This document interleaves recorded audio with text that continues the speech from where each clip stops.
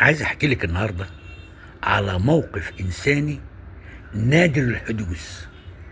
الموقف ده انقذ الوزير الاسبق محمد فايق، اشهر وزير اعلام كان انذاك اسمه الارشاد القومي، وكان طاقه امل ونور له في سجنه اللي استمر 10 سنوات. ايه الحكايه؟ حكايه ان السيد الوزير محمد فايق اصدر كتاب اسمه مسير التحرر مذكراته. الكتاب ده فيه قصص كثيرة جدا جميلة جدا، ولابد انك تقراه. هو على فكرة كتاب اكثر كتب مبيعا واكثر كتب انتشارا، والناس يعني مستمتعة جدا بالحكايات اللي فيه. الموقف النادر الحدوث ده، الوزير الاسبق محمد فايق كان السجن سنة 71، خد 10 سنين سجن في ضمن حملة مراكز القوة. في خلال الشهور الاولى الوزير شعر بتاع في عينيه وان في ذبابه طائره قدام عينيه، فاشتكى لاداره السجن. فاداره السجن خاطبت قصر العيني، وحضر الدكتور بهي الدين شلش رئيس قسم الرمد انذاك بالقصر العيني.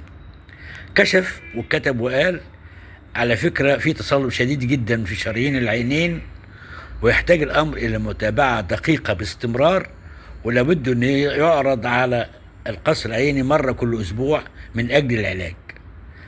وبذكاء شديد جدا ميل على اذن الوزير الاسبق محمد فايق، قال له: اطمئن، عينك سليمه. بمعنى صح، قدم له خدمه انسانيه ان يخرج كل اسبوع مره من سجن مزرعه الطرى، وهو سجن شديد الحراسه، الى قصر العيني.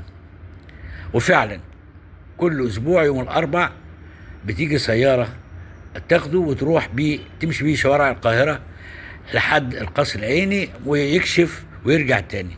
اليوم ده كان بالنسبه لمحمد فايق كان يوم الامل، انه بيطلع من السجن ويشوف الناس، بيتعامل في حدود المدنيه، وانه قاعد مطمئن وسط اطباء. الحقيقه الموقف ده اثبت ان الطب ضمير. تحيه فعلا للدكتور بهي الدين شلش، لان انقذ الوزير بانه خليه يخرج كل اسبوع يوم الى القصر العيني. كتاب مسير التحرر مذكرات محمد فايق كتاب رائع وجميل، وما كنتش قريته ارجوك اقراه، هتستمتع جدا. الرجل كتب حكايات جميله وفيها على فكره يعني تاريخ وفيها ثقافه. حبيت الفت نظرك الى هذا الكتاب. تحياتي.